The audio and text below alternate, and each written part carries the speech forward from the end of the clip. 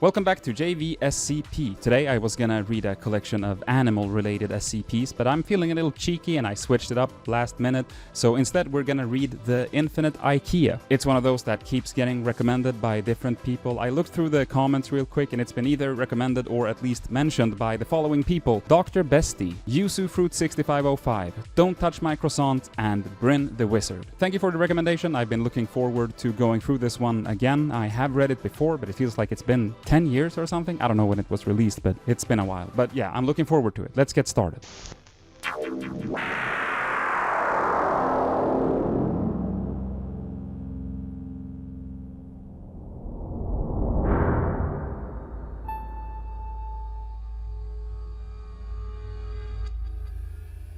SCP-3008 by Mortos from the SCP Wiki.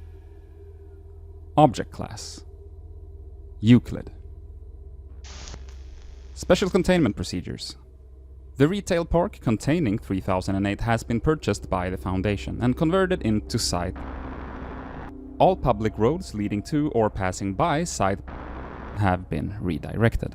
The entrance to 3008 is to be monitored at all times, and no one is to enter 3008 outside of testing, as permitted by Senior Researcher.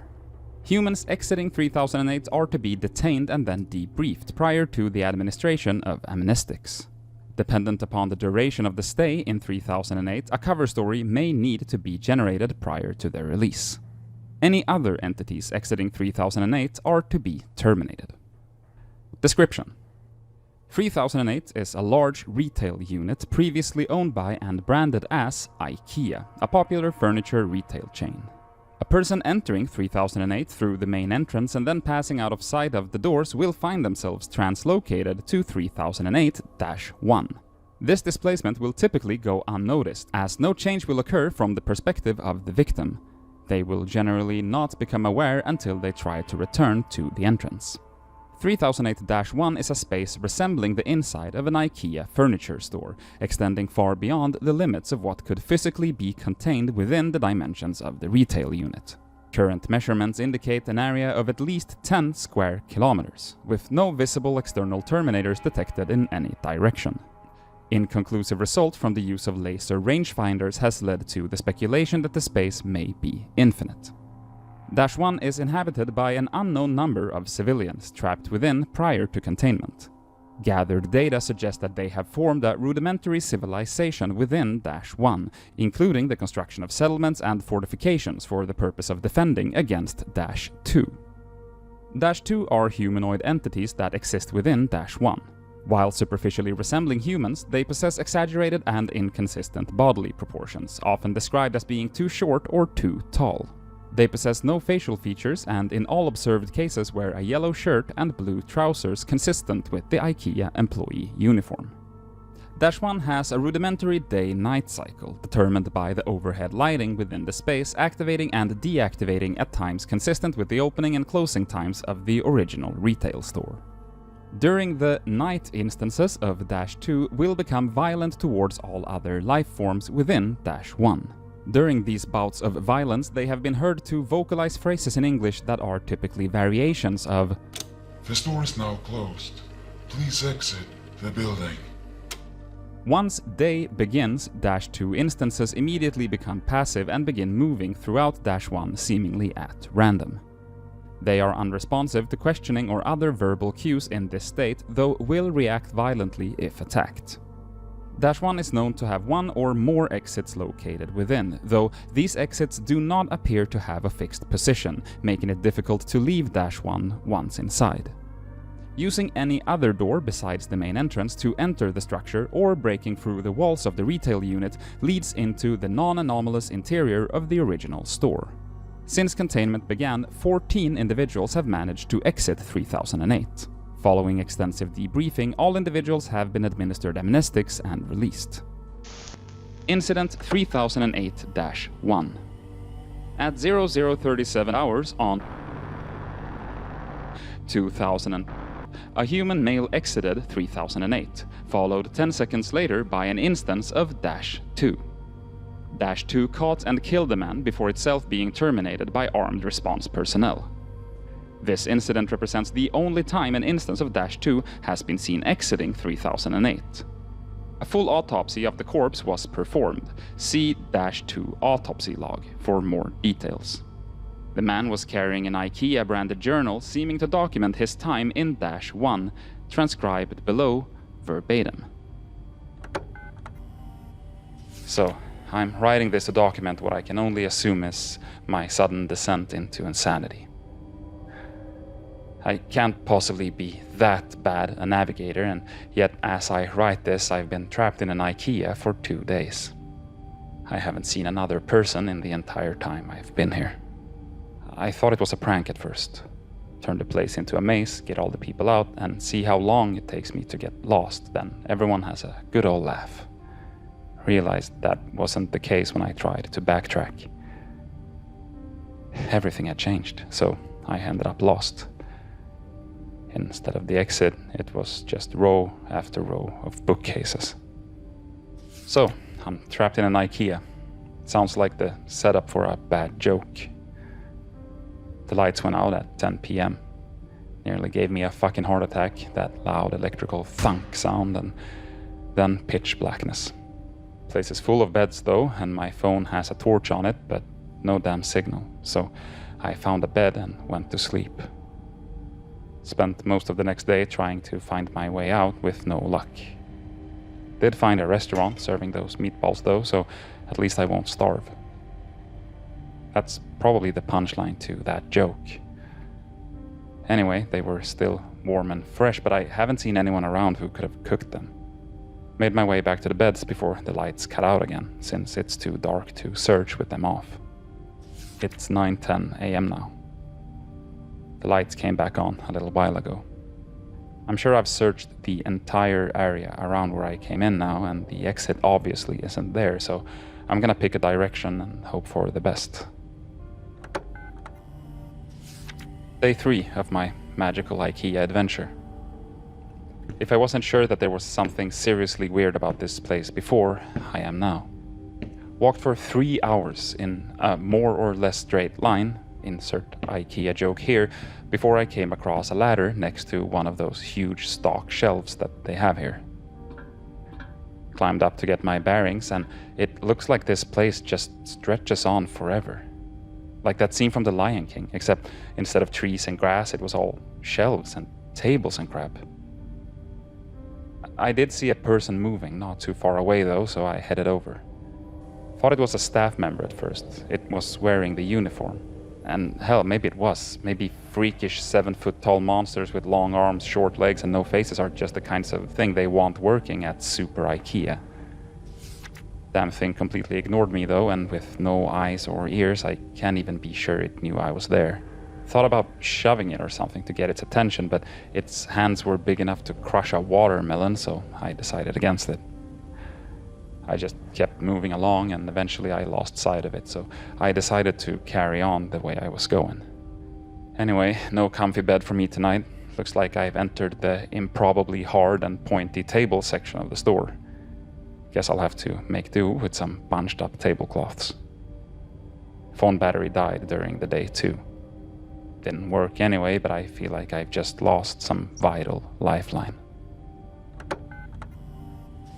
You ever see one of those cartoons where they're going through doors in a hallway and they just pop out of another door in the same hallway? That's how I feel right now. I've seen nothing but the same identical bookshelf for 2 days now. Just row after row after row of them. I mean, come on. I love books as much as the next guy, but this is excessive. I'm obviously still moving forwards though. I can see the signs hanging overhead passing by. Too bad none of them say exit.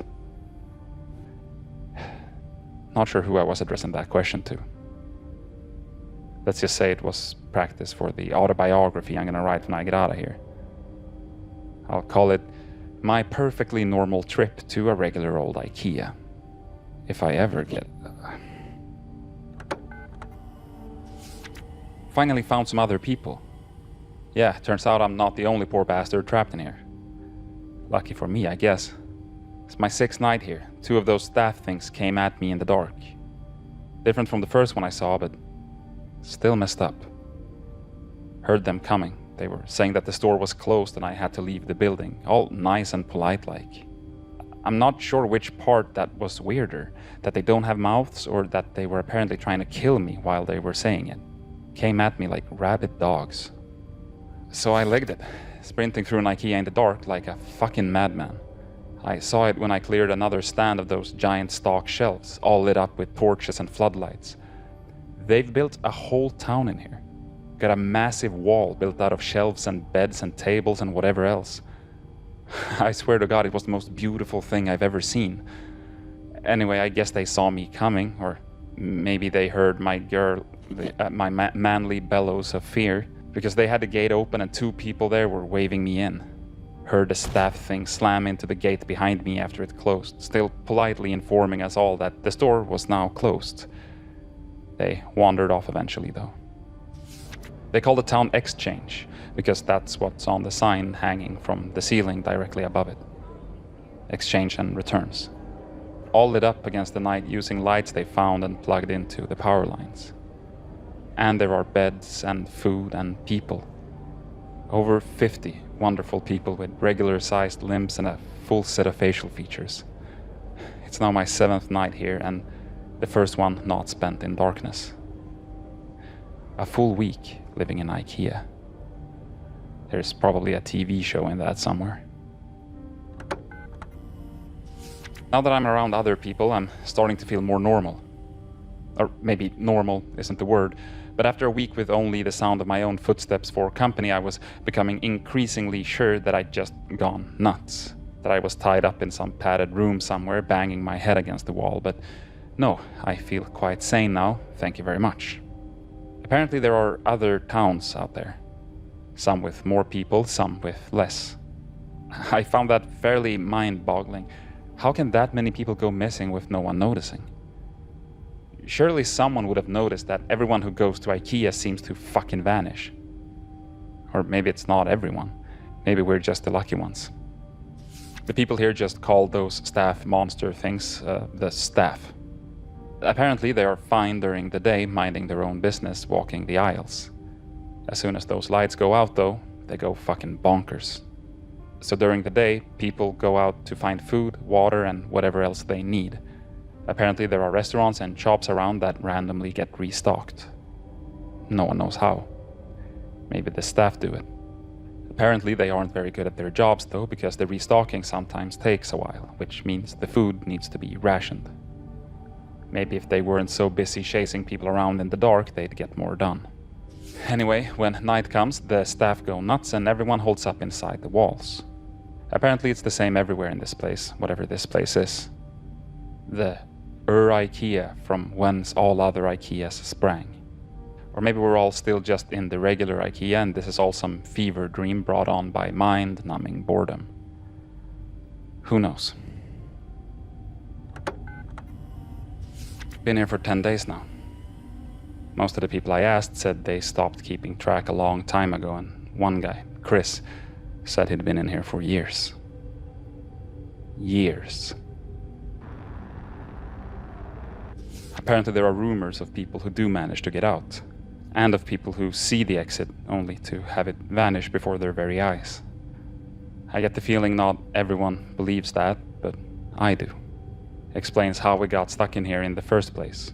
Sort of. And I mean, come on. Staff monsters, row after endless row of high-quality Swedish furniture. I don't know why they would find a disappearing door so hard to believe in. Anyway, I went out scavenging for food at a nearby shop with Sandra and Jerry today. Once you learn the landmarks of this place, it's not so hard to navigate. The overhead signs help a lot, but there are others. Not too far in the distance, a huge section of those giant stock shelves has collapsed against each other, and way off in the east, we all assume it's east anyway, apparently Ikea doesn't sell compasses, is some kind of tower that looks like it's made of wood, reaches all the way to the ceiling. Maybe they were trying to break out through the roof. Lights up at night, so there must be people there, but it's apparently a few days' walk, which means it must be miles away, so no one here really knows for sure. Apparently I got incredibly lucky, sleeping out in the open for a week without getting ripped to bits by the staff. That's me. Lucky, lucky, lucky. We found some food in the shop. Guess the staff restocked it during the night, which was nice of them. There was a telephone on the wall, so I figured I'd try it out. There was a voice on the other end, but they were just talking nonsense. Random words strung together with no real meaning. Ever see a video of someone with aphasia? It kinda sounded like that. Didn't answer me when I spoke to them anyway. Sandra says all the phones in here are the same. Oops, asking the journal questions again. I was thinking last night. The ceiling on this place is pretty high, and as far as anyone can tell, it goes on forever. Shouldn't there be some kind of weather in here? I'm sure I read about some NASA building that was so big it had its own weather patterns, with clouds and stuff.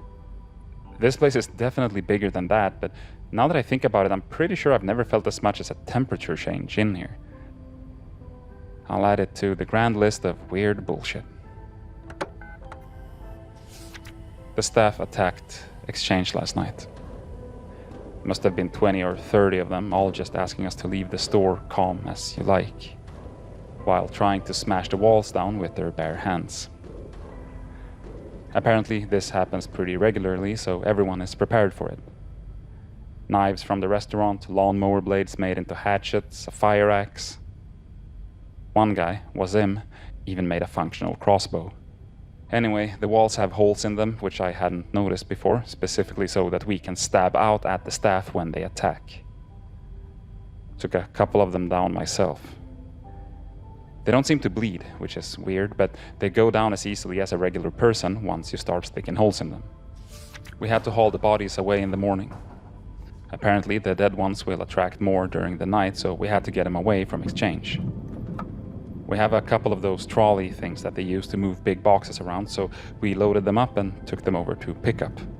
Apparently people just name everything in here after whatever sign is hanging overhead. Pickup was grisly. There were hundreds, maybe thousands of dead staff all piled up. There was no smell, which was a blessing. Apparently, in addition to not bleeding, these things don't rot either. My curiosity got the better of me while we were unloading them, so I took a look at one of the more cut up ones. They're just skin, or something that looks like skin, all the way through. No muscle, no bone, no organs. Are they even really alive in the first place? They certainly seem like they have bones when they're moving around, pounding on the walls. And I'm sure I felt more resistance than just skin when the knife went in during the night. Maybe something happens to them when they die. Just one more thing on the ever-increasing list of weird shit that goes on in here, I guess. Something occurred to me after the staff attack the other night. Every time you see a situation like this on TV or in a film, like it's the end of the world or everyone is trapped on an island or whatever, once groups like ours start to form, people always seem to turn on each other, fighting for food or dominance or whatever else. That hasn't happened here. Apparently people from other towns come by from time to time just to check in or occasionally trade if they're short on something. But everything is always cordial, friendly even. Maybe it's the threat of the staff, or perhaps the constant restocking of supplies in the shops means that there's nothing much to fight over. Maybe people are just better than they're generally given credit for. That's a nice thought. I think I'll go with that one. A dozen people showed up at the gates this afternoon from a town called Trolleys. Apparently the staff broke through the walls and tore the town apart during the night. These 12 are the only survivors out of over 100. We let them in, obviously. One more point in the human decency column. Later, I asked if anyone knew how many of these towns there were out there. Between us and the new folks, we managed to come up with over 20 names. 20 towns filled with people, and who knows how many beyond that. The motto for this place should be, how is that even possible?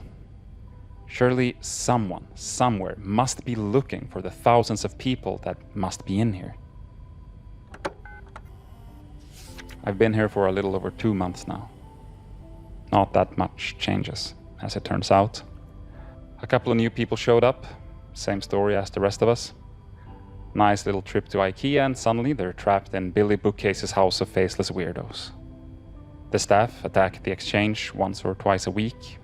We kill them and haul their bodies off. Sometimes they hurt some of us first. They killed a guy named Jared a couple of weeks back. It was awful, frankly. Turns out regular humans still bleed in here, even if the staff don't. We tried our best, but none of us are doctors. Jared was a good guy. He deserved better. We all do. It occurred to me a couple of days after that, none of us were really looking for a way out of here. I don't even know where we'd start. One of those quadcopter things with a camera attached to it bust past exchange today. I thought it meant that someone was finally looking for us, that help was on the way. Apparently it's not the first time this has happened though. Same thing happened a few months ago and everyone is still here. No idea if it saw us. It didn't stop if it did. Just kept flying until we could no longer see it. Note: based on recovery time of the journal, this entry appears to line up approximately with our first successful test piloting of a drone inside of -1. Analysis of footage shows a walled settlement under a sign labeled Exchange and Returns. Attempts to relocate the settlement failed. Origin of previously sighted drones is unknown. I started talking to people about the stuff they miss from home during dinner today. Probably not the best idea I've ever had. Everyone seemed pretty down after. A bunch of people here have families. Husbands and wives, kids, dogs. Franklin apparently has a pet llama, though I'm not sure I buy that. But apparently some of the people here have some seriously odd gaps in their knowledge. 3 of them had never heard of the International Space Station. 2 of them seemed to think was the Prime Minister, and one of them had apparently never heard of the Statue of Liberty. I believe them too. They seemed just as confused as the rest of us. The more I thought about it though, the more it started to explain a few things. What if the reason that no one's looking for all us missing people is because we haven't all come from the same place? This is gonna sound weird. Maybe that should be the motto for this place, but what if all the people here have come from different dimensions? Realities? Whatever you call it. I've seen enough TV shows to know the drill. Sarah comes from a place where there is no Statue of Liberty. They didn't launch a space station where Wasim is from. If everyone here comes from different places, even from ones that seem identical, there'd be no huge missing persons panic. No mass search. We'd just be a blip, a single missing person in a world of non-stop news. Well, that was a fun train of thought. Just realized that yesterday was the 6-month anniversary of my arrival here. I wonder if Ikea sells party hats. The routine around here has remained more or less the same. More new folk show up, one every couple weeks or so. Food supplies go up and down, but we've never actually had a major shortage. Occasionally we get a visitor from one of the nearby towns, usually checkouts or aisle 630. We check in with each other from time to time, occasionally trade supplies if someone gets particularly low on something. It's comforting in a way. A reminder that we aren't alone in here, some small glimmer of civilization. Sometimes they bring medical supplies.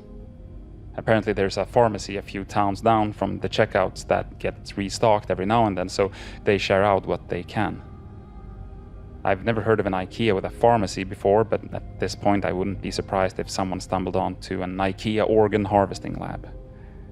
Would certainly explain the staff. Speaking of our faceless jailers, their attacks have been getting worse lately. 3 or 4 times a week now, with twice as many staff as there used to be. No idea where they all come from or why the attacks have increased. We tried following one of them during the day a few weeks ago, me and Sarah. Wanted to see if they lead back to a staff room or something. Didn't seem to go anywhere though, just randomly walked through the aisles. We had to turn back before we found anything. We've been reinforcing the walls, trying to arm ourselves better. Certainly no lack of materials to use.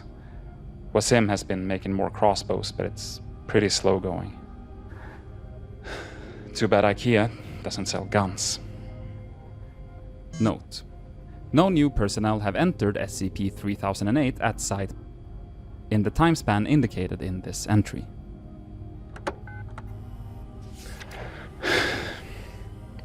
The attacks are getting bad now. Almost every night. And with so many staff that the bodies almost pile high enough for others to climb the walls. I think we're in real trouble here.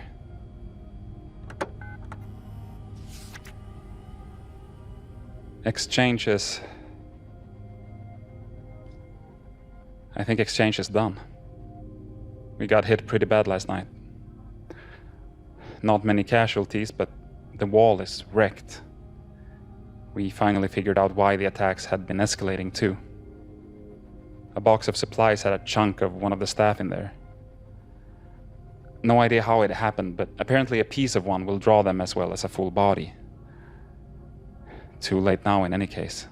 There's too many bodies for us to haul away and still have time to fix the wall before night. Candace has called a meeting. I suspect there will be talk of abandoning exchange, maybe try and get shelter at checkouts or something. It's already getting late though. I don't think we'll have time to make it. Maybe some of us will. I was fine for the first week out in the dark after all. But then, how often can I keep getting lucky? I'm only writing this for a sense of closure, I guess. For me or for anyone who finds this.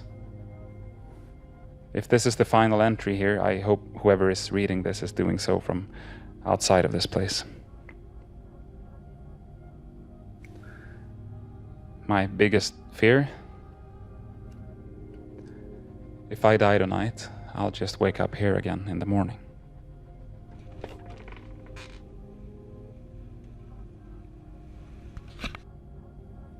Note: this is the last entry. It is assumed that while attempting to reach the checkouts settlement, he was separated from the rest of his group by a pursuing -2 instance and happened upon the exit. And that's SCP-3008. I almost forgot the number immediately there. I don't know what to say about this one that hasn't been said already. I feel like this is a lot of people's favorite one. It's well written, it's got good storytelling, it's got that standalone spooky story vibe. You know, this could also just not be an SCP entry, just be a good little horror novel or something, which is a vibe that I fuck with a lot. Speaking of which, actually, I'm not gonna try to shill this book like I've been doing with Quantum's work, because this is pretty much unrelated, but I just finished reading this book called Horror Store, or I guess Horror Stör, by Grady Hendrix, and it's impossible to not, draw parallels. This takes place in an IKEA warehouse called Orsk, and it's in many ways very different from this SCP, but in many ways pretty similar as well. Just finished it the other day, so that's why it's like top of mind. Couldn't not mention it. But yeah, what can I say about 3008 that hasn't already been said? It's a super popular one. I think we take a lot of, not a lot of pride, that sounds silly, but we really like talking about maybe lesser known entries as much as possible, and ones that other channels maybe haven't covered, or that fall into a category that most SCP channels don't seem to really focus on, that being kind of mundane or simple or safe ones. But every now and then, of course, we want to dive into the classics, and this is definitely one of the classics. So yeah, hope you liked it if you haven't heard it before, and if you have heard it before, thanks for sticking around through the entire video, even though you've heard it before. And with that, I want to say thank you for watching. Thank you for sticking through the rambly outro, like always. On the screen right now should be our patrons somewhere. I'm guessing you just saw a neat little animation of me kind of growing smaller and down into the window, and then there's another window up here? No, over there? Somewhere there with all of our patrons and YouTube members. Thank you very much for supporting us. If you wanna, keep this channel alive, as you've probably seen, not the most popular channel on YouTube, probably one of the most popular channels on YouTube, but not the most. I hear this guy, Dr. Beast or whatever, is a bit ahead of us. So if you want to help us reach our goal of being the most subscribed channel on YouTube, please consider becoming a patron or YouTube member. We would really appreciate it, but that's all I've got for now. Thank you from both me and Veeti for tuning in to JVSCP. Next week, more Anti-Memetics Division. The week after that, another normal video. You know how it goes. Thank you. Bye-bye.